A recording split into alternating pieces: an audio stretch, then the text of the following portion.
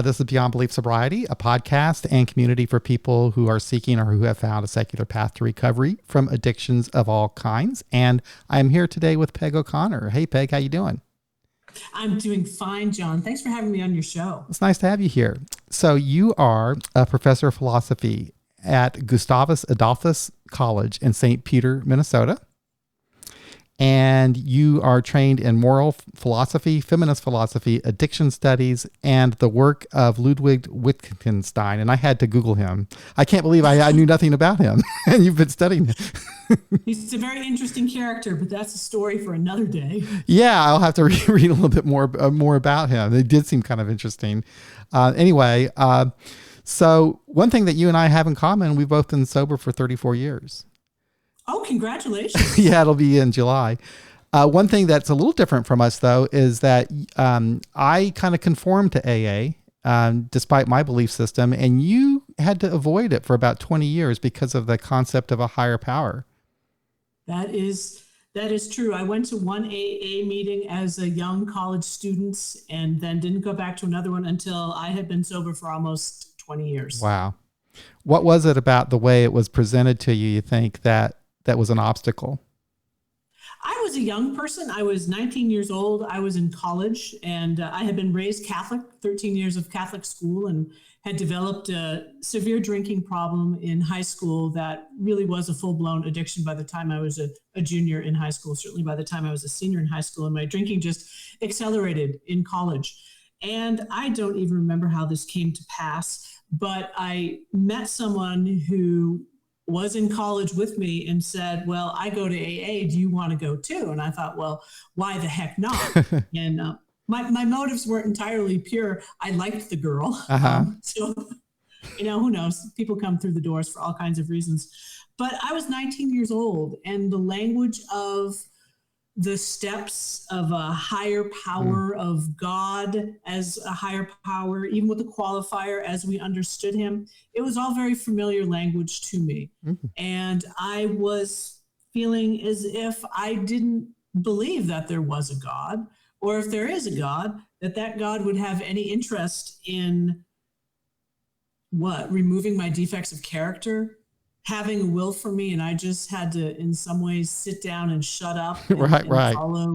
follow God's way. I mean, I was just so alienated from any notion of a God. But really what it was at 19, as the way that powerlessness was talked about, I didn't want to think I was powerless because, well, when you're 19, 20, you think you're invincible, you think you've got a lot going for you, and to say, but I'm powerless, I couldn't do it. And so I continued drinking. I went to that one AA meeting and didn't feel any kind of affinity for the group and continued drinking and sobered up a couple of months after college graduation.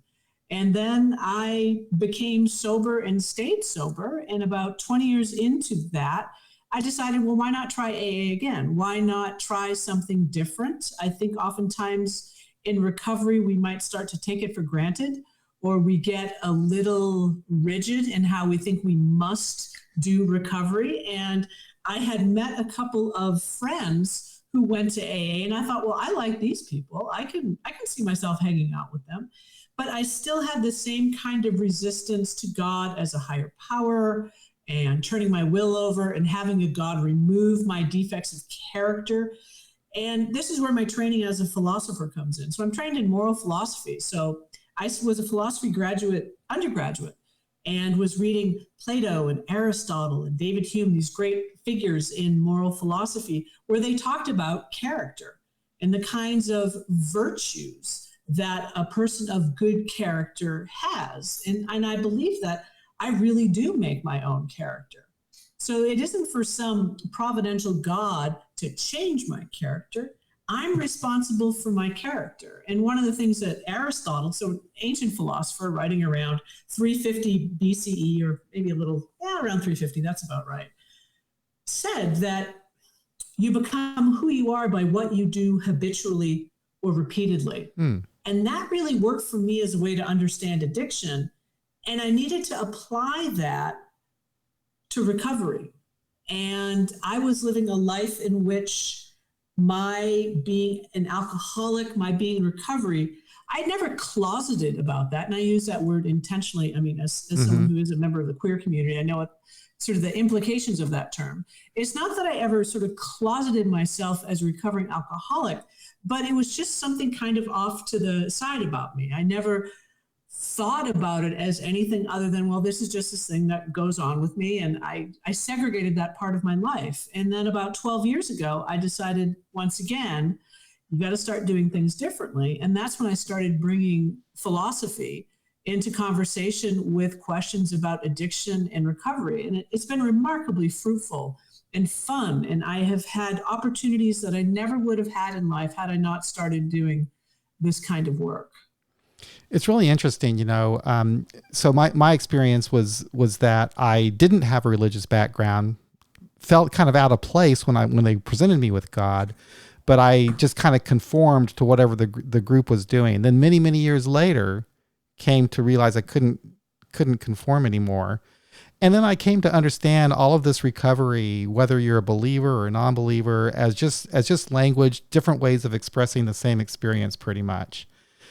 And so I still kind of struggle though with some of the language, higher power, spirituality, and those kind of words. When I hear them, I still have to kind of interpret them in my brain.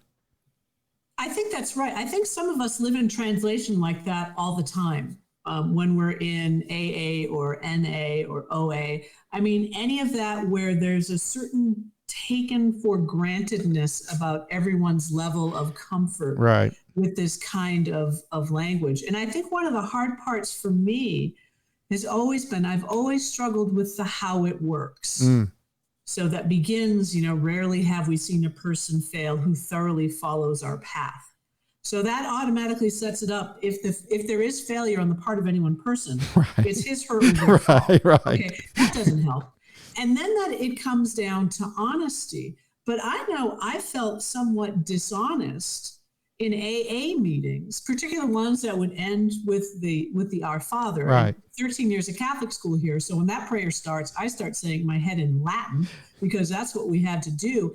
And it would always be this moment where I would pull back. And I would lose the fellowship in a kind of way because I would separate myself out thinking, but I don't believe this. So I felt like I was being dishonest in a kind of way. And for me, I think staying in AA and just going along, I sometimes joke that my middle name really should have been Peg Just Goes Along. That was me. It's just easier to do in some ways. And we all want to fit in. And here are these people whom I really like and respect and have some really good sobriety and really good experience. But I always felt like, but I don't believe. And so the more reasons someone has to wonder whether or not they believe they belong, that's a problem. Right. So this book that you've written and will be published in September is really interesting. You build on the work of William James. You write about William James quite a bit and the varieties of religious experience that Bill Wilson borrowed from when he wrote the big book Alcoholics Anonymous. And I have to tell you, all I knew about William James for the longest time, for like 30 some years, was that Bill Wilson learned from him and wrote the book. But that's all I knew. And then a few months ago, I did a podcast episode with somebody who wrote a book about William James. I learned even more about him. And I had no idea who this guy was even, And then reading what you've written about him, I got more personal background about where he was coming from as a human being. I had no idea that his family had these struggles with depression and alcoholism. And I wonder if you could kind of help fill in the blanks for the audience about who William James is and why he's important. So Bill Wilson and Dr. Bob referred to James as a co-founder of Alcoholics Anonymous, even though James had died about 25 years prior to Bill Wilson's big conversion experience in the Charles B. Towns Hospital in New York City in 1934. And I had read several citations of Bill Wilson talking about William James, this man long dead, he's really a co-founder, because of the book, The Varieties of Religious Experience, that Bill Wilson's friend, Ebby Thacker, gave him right after he had the conversion. So there's Bill Wilson in this asylum for the inebriate, trying to get sober yet again. And he's very defiant. And he says, if there is a God, let him show himself now. I'm willing to do anything. And he has one of those big white light gusts of spirit experiences. At the end of that, he said, and my desire to drink was suddenly lifted. And then a couple of beats later, he's worried perhaps that he's losing his mind or that he's hallucinating, because one of the treatments for alcohol withdrawal was the use of belladonna, which can cause hallucinations. And withdrawal can cause hallucinations. So Bill Wilson had good reason to be he might have been.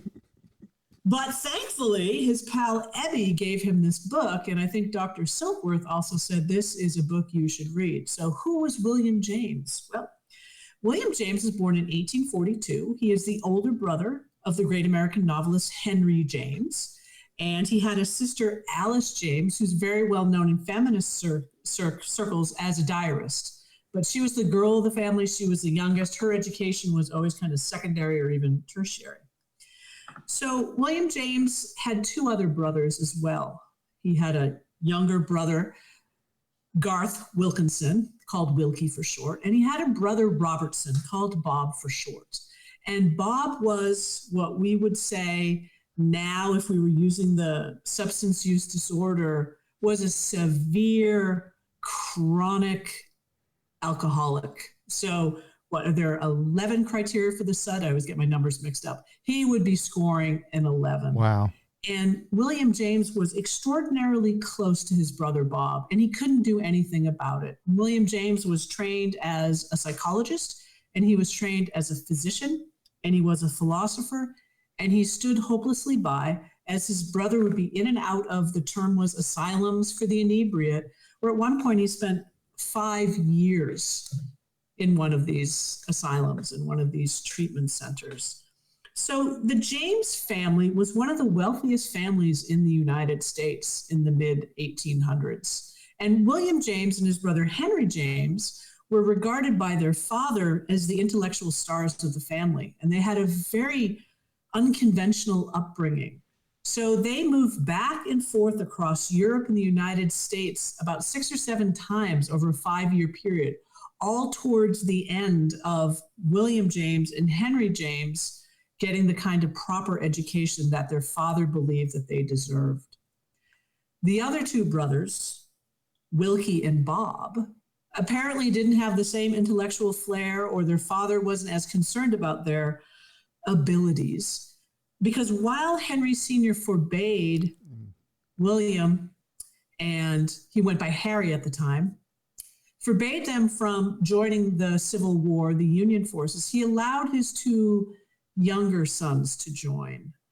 And it was a terribly traumatic experience for both of them. And I think it's really interesting. Each of them actually ended up in regiments out of Massachusetts, which were for Black men. Isn't that interesting? So there is always something very democratic about the James family. At the same time, they're one of the wealthiest families in the United States.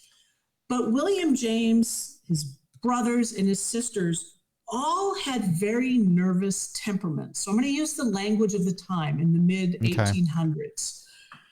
They understood themselves to have this diagnosis called neurasthenia. Mm-hmm. And what that meant was they were very prone to nervous disorders, to anxiety, that they had nervous stomachs and their GI tracts would give up on them, and they were fatigued and exhausted all the time. And this diagnosis tended to be given to people of the literary class. This was not a diagnosis that you would see a lumberjack getting, for example. And William James suffered acutely. So one of the things that is so clear is that he knew suffering from the inside. He knew his own suffering, where as a young man, after he finishes undergraduate college and goes to medical school, probably feels enormous guilt that his brothers went to war and he didn't.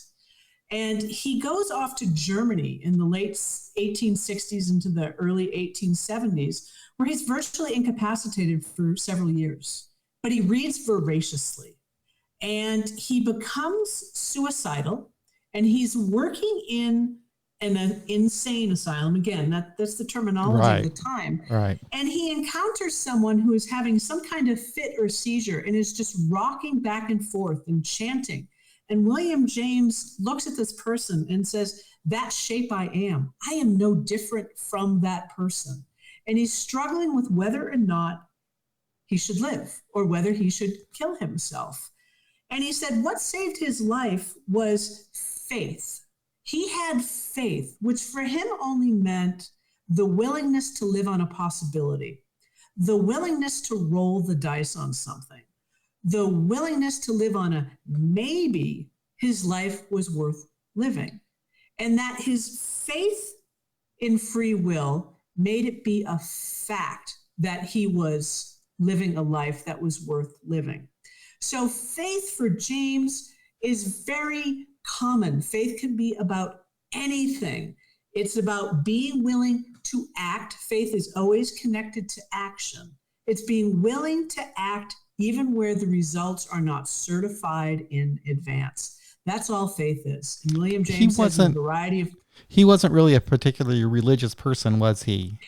He wasn't, but his father was really interested in different kinds of theology. So the family background had been strict Presbyterian. And then William James's father split from that.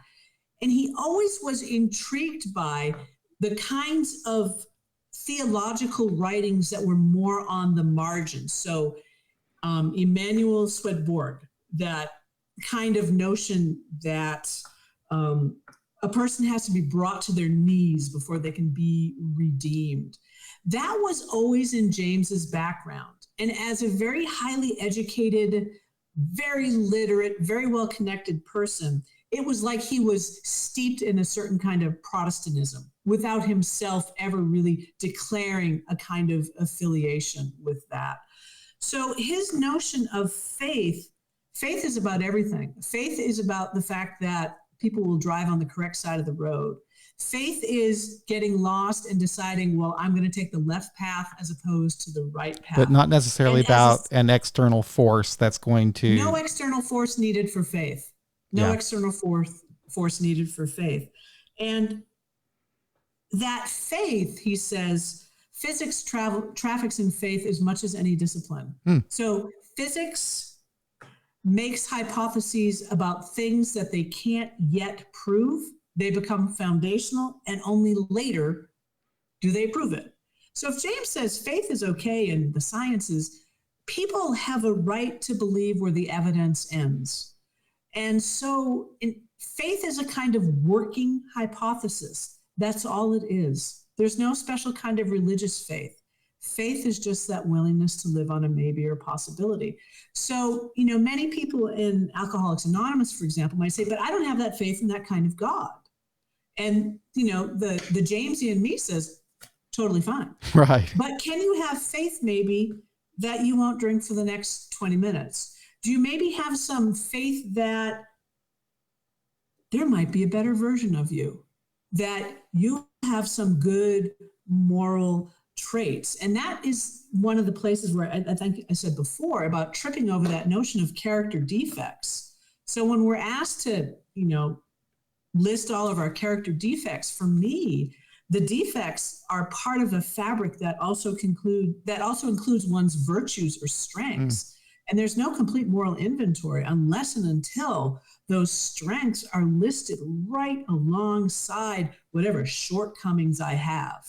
And to circle back, and if I have those shortcomings, they're up to me to fix. Right. In fact, as I take a secular look at the 12 steps, two of the more religious steps, 6 and 7, are actually, when I look at what you actually do in those steps, if you get rid of the language of character defects and think about maybe living differently and improving yourself, those steps actually require the most work. Those are the steps where for me, there seems to be a lot of action. Whereas if you just took them literally, There really isn't much to do, but just to let the God do it for you. But yeah, there's a certain kind of passivity. And yeah. Life is anything but passive. And I think oftentimes, I'll just speak for myself, but as I was a young person developing my addiction, I became too passive in my own life. It's like, oh, this thing is just happening to me, or, oh, why can't I stop? Or I wish I could stop. And it's very much, that's in line with the critiques about surrender, or that you're powerless. I think one of the places where I tripped in the steps, where I felt as if my powerless about alcohol, which I was more than willing to admit that I had powerlessness about alcohol. My life certainly was unmanageable, and it could have ended if I had kept drinking in the way that I was drinking. I mean, I almost drank myself to death when I was very sick with mono and chickenpox. I could have ruptured my spleen, but that didn't stop me. It didn't count as evidence. But the powerlessness extends from my being powerless over alcohol to suddenly me being powerless about everything else in my life. Right. And that's the leap I couldn't make. And so the language of surrender, so you're totally powerless over everything else. So now you just must totally surrender. Surrendering always has negative connotations. When you surrender, you give up something, or you're forced to give up something. You surrender your passport if you watch any. So I had a conversation with a young woman a couple years ago, a younger woman. We started a secular AA group in Kansas City, and this young woman, probably in her 20s, was in the meeting, and she explained exactly what you said. Her problem with the word powerless is she couldn't. I mean, it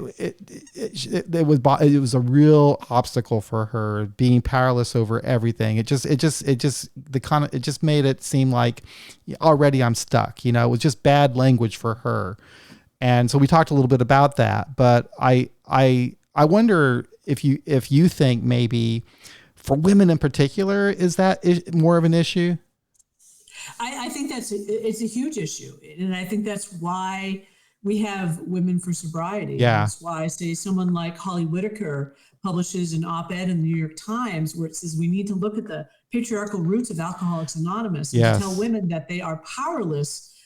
Women understand that they are powerless in the world in all different kinds of ways. So to say the way to get over this terrible affliction is to claim that powerlessness and embrace it and expect to have someone else take care of it for you is deeply concerning.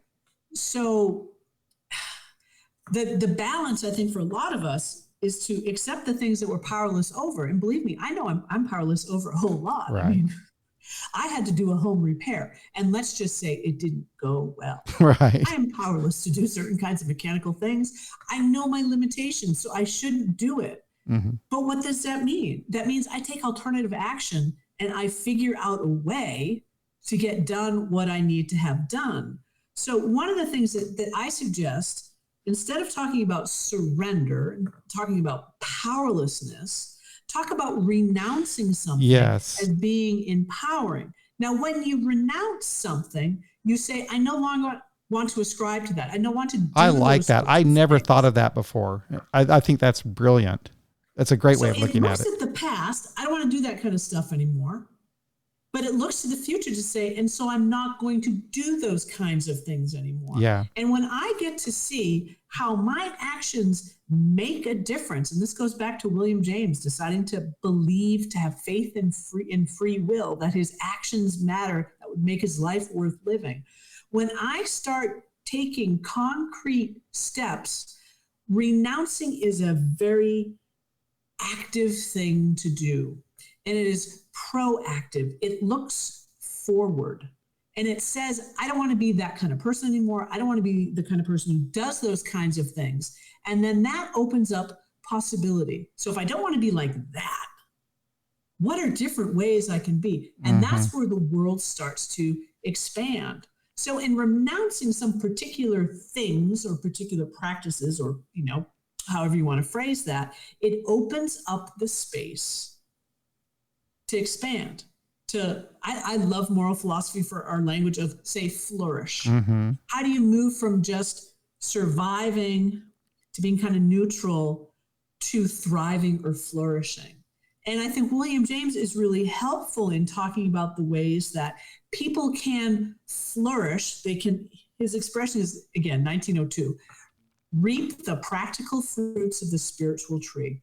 So what happens when you start to have a different core, a different center, a different axis around which everything important in your life turns? What happens when that is different, where it's no longer the addictive behaviors, it's no longer the recriminations, it's no longer the big, huge cycle of offend and repair and repent and lather, rinse, repeat, and just keep doing that? What happens when you break those cycles, when you're no longer that kind of person? And that's where the joy in living is. That's where he talks about people being regenerated and rejuvenated. And he does use the word reborn, but he only means it in that so many things about a person who is in recovery have changed that in some way they're no longer the same person. Because they have a different, his expression was a habitual center of personal energy. 1902. Again, language, it sounds like, language can sometimes be an obstacle, but until you learn about somebody and their time and place and why they were talking that way, then it just kind of opens my mind up a little bit. Like, when I first heard about this book, Varieties of Religious Experience, and it was written back in the 1900s, early 1900s. It came out in 1902. I'm figuring, okay, this is a religious book. I'm not interested in this this book. But actually, the lectures that he gave were kind of controversial in religious circles, weren't they? Because he wouldn't subscribe to any particular brand of religion. In fact, the religious experience or belief wasn't so important, was it? But it was more a matter of what the person was doing or how they understood the experience? That's part. So these Gifford lectures are still going on. Oh, wow. Which is just amazing. This is one of the most prestigious set of lectures in the world. And they were originally, and they still are, about what we would call natural theology. But really what that means is, how do you reconcile a world in which, yes, there's science and it's presenting all these facts, and people seem to have religious beliefs, or that people are spiritual in this kind of way? Is there any way to reconcile, to bring these two together? And so William James says, of course there are. So for James, so he's a psychologist before there's the academic field of psychology. So James founded academic psychology in American universities when he founded the program at Harvard. So there wasn't really psychology to draw on there. But one of the things that James says is that it's part of human nature to want to expand out beyond yourself, to think that there's more to the world, there's more to life than just you as an individual and all these other little individuals. He says, it seems like people are always looking for connection, or even stronger moral language, communion. And that one of the things he says is that spiritual impulses really just have to do with the belief that there's more to the universe than just me. Right. And that spiritual impulses, they can grow, they can magnify, they can amplify. He says every person can choose that to which they choose to stand in solemn relation. Anything can be spiritual. And so you might think of, you look at a beautiful piece of art and you feel yourself being pulled out of yourself in a kind of way. Sometimes you encounter beauty and it takes your breath away. Or when you hear music, when you hear voices coming together in harmonies, that it's so much more than the sum of its parts. And James says that's so much more than the sum of its parts. That's what spirituality is. It's not doctrine. It's not dogma. It's not religious corporations. And corporations was the word he used to describe many religions, say Catholicism, for example. But spirituality is both deeply individual, but it connects us. It helps us to expand on beyond, he says, our own little embattled selves. That's all that spirituality is. So these lectures are tons of examples. So he read much of what he discussed in the 1860s and 70s when he was in that severe depression. And these texts stayed with him.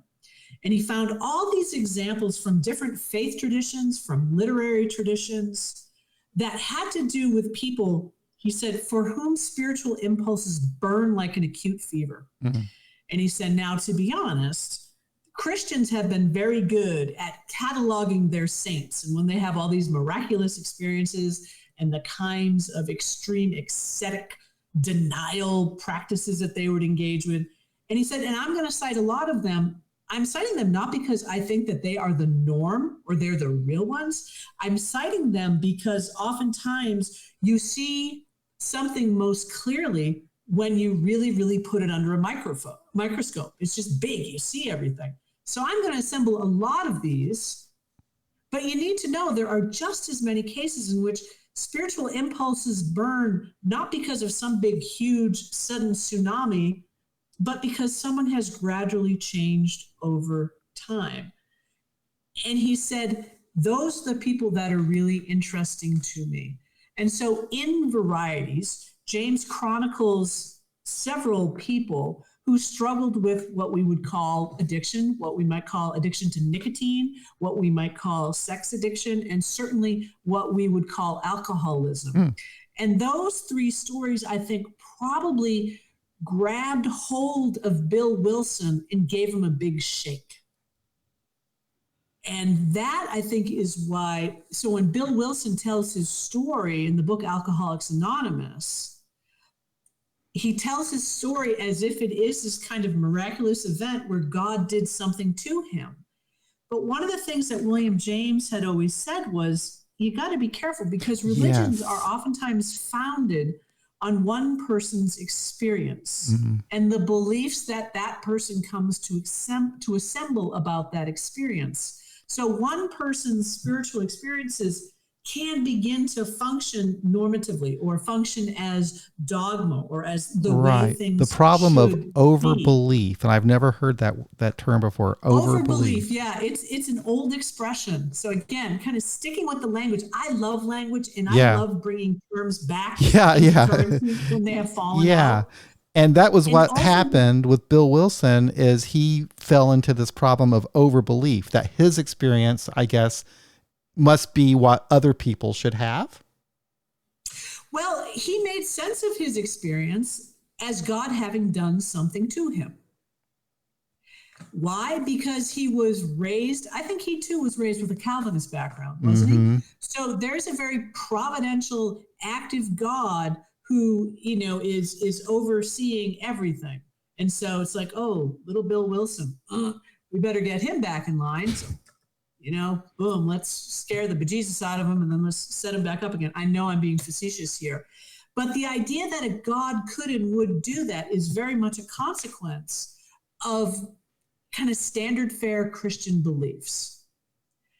And so his overbeliefs are the framework through which he interpreted his experience. And they're the framework that really helped him to structure what becomes the 12 steps. So it makes sense that people do that. Right. But James had reminded these were given as lectures and then they were published the same year. So he reminds his listeners and readers, be careful to check your overbeliefs here.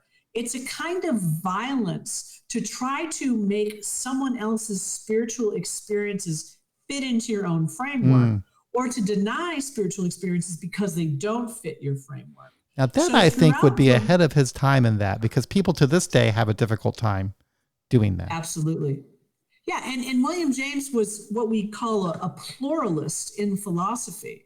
So William James argues very clearly that there's no way that one religion could ever be proven or demonstrated to be right or to be true or to be absolute. He said, because there's always going to be a thumb on the scale. There's always a thumb on the scale because every one of us will interpret the world and arguments according to those overbeliefs or those background framing conditions that we just all become enculturated into and that we take on, and we no longer think about them because they're the lenses through which we see everything.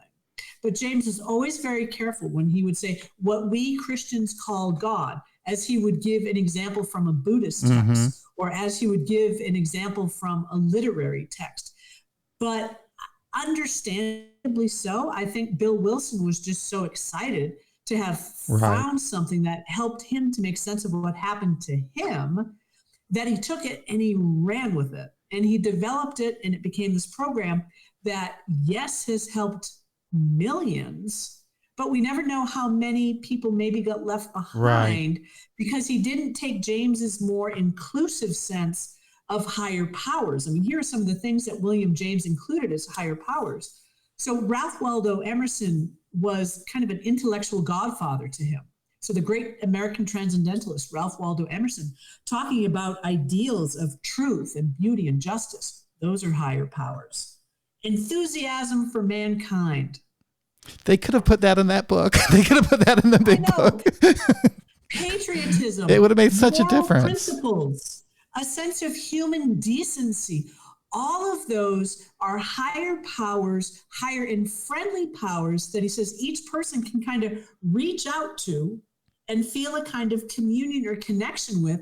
So you never feel like you are totally alone or that you are the sum of the universe. And one of the most compelling examples that James offers comes from Henry David Thoreau, living at Walden Pond, talking about walking in the woods one day in the mist and feeling a sense of communion with the pine needles and feeling one with nature. So anything can be a higher power because those higher and friendly powers just kind of expand you and pull you out of your own small walled off existence. So a very different notion of higher and friendly powers, so the plural there carries all the weight, than this God as we understood him that fits so easily into a Christian kind of narrative. Right. And James was also a bit ahead of his time. When you look at it now from what we know today, is we know today that there's many different pathways, and there has to be a different pathway, that each individual in recovery is their individual recovery experience. And William James understood that in the sense that, when just comparing what Bill Wilson, how he understood it, was you have to hit a complete bottom. Whereas James says that everybody has their own threshold of misery, I guess, right? Yes. And so it could be kind of dangerous to just let the floor fall out from under you. You can stop whatever your threshold of misery might be. And I think that gets back to that powerlessness, that you're not going to admit your powerlessness until you fall absolutely flat on your rear end. And you are, what's the expression from the big book? Complete ego deflation. Sure, that happens for some people. And that's what happened with Bill Wilson. But William James doesn't make any kind of claim like that at all. Once again, it was a misreading of James using stories where people really had suffered significant loss, but not without attending to the fact that James says every person has their own misery threshold.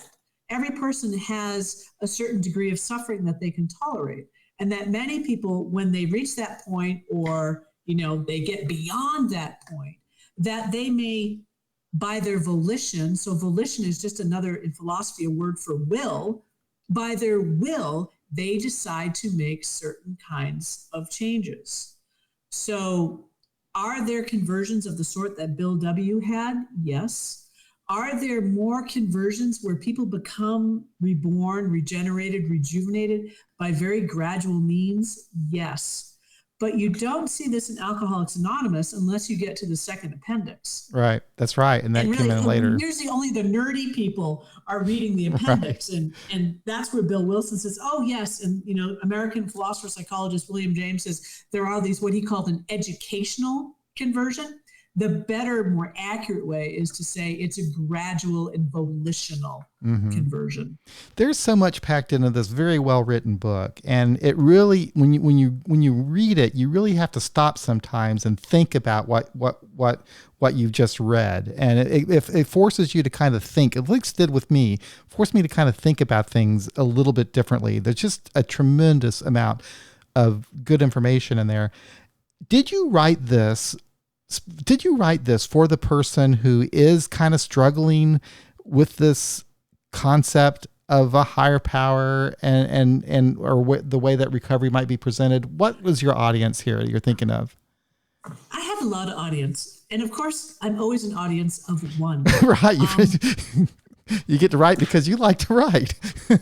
Well, no, I wrote because I really had to think this thing through. Yes. So, It I helps. think through writing a lot. And sure, it's written for people like us who struggle with that notion of God and the powerlessness and the idea that we are going to get out of our addictions by having a providential being do something for us. That works for many people, and I am so glad it does.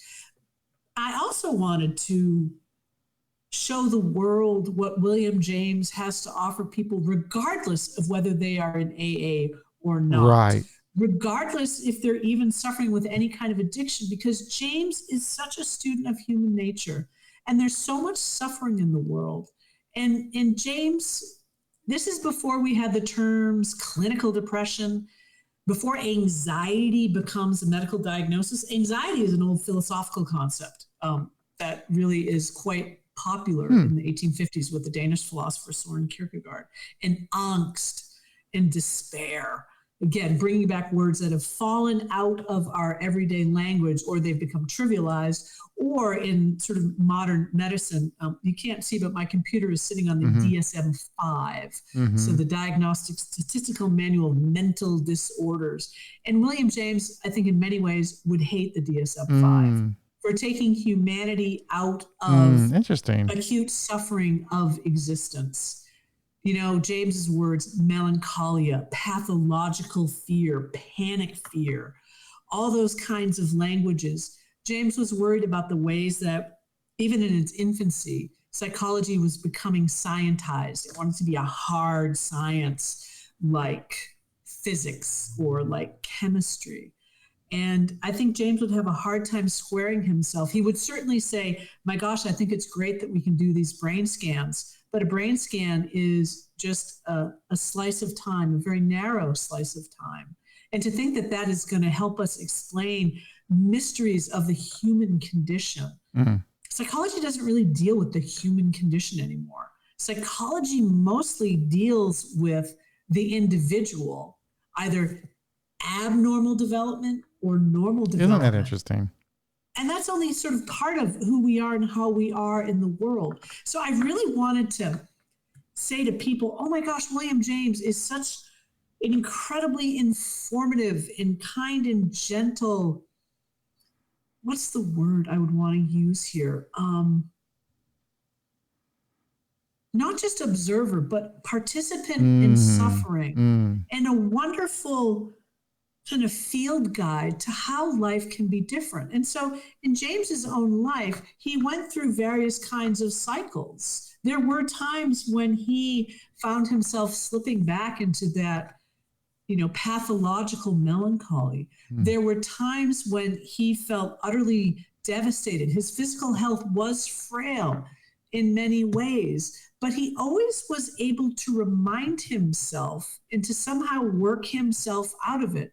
He said everybody is always a mixture of what he calls some healthy mindedness and some morbid mindedness, some optimism and extreme pessimism.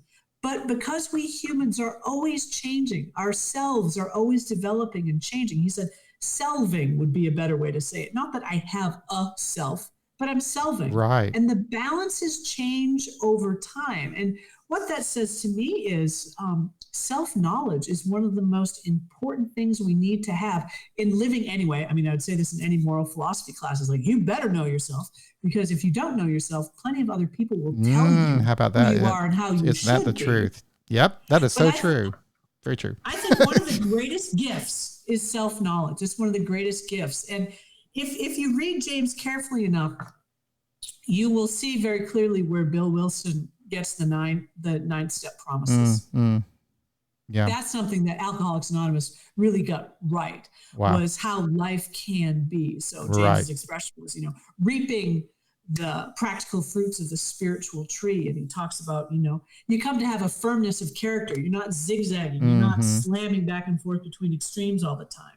There's a kind of stability. And stability is always relational, right? So, if you're on a bicycle and you're coming around a corner, if you don't lean a certain way, you're going to topple. So stability is relational. It's dynamic. so too is equilibrium. And he says, wonderful things can happen. You experience new truths about yourself and about the world. You come to see things differently, and you come to have different priorities, and you come to see what you can change, what change you can affect, and things that you can't. And that's a great gift. And he says, too, you start to have that more expansive sense of a continuity with a friendly power. You just, instead of seeing other people always as challenges or always seeing the world through the lens of grievance, when you see the world through gratitude, that can multiply exponentially. Again, the world expands and you're able to say yes instead of always saying no and just kind of hunching down and being embattled. So the kind of freedom you get from letting go of old grievances, he says they're broken like bubbles and severed like cobwebs. They're gone. Well, Peg, this has been a really interesting conversation. Is there anything that I didn't cover that I should have that you would like to mention before we finalize this? I don't think so. Okay. This has been a great conversation, and I just really appreciate the opportunity to bring William James to people and hope that they find something useful in William James and hopefully useful in this book. Sort of my mark of what makes something good is how useful it is.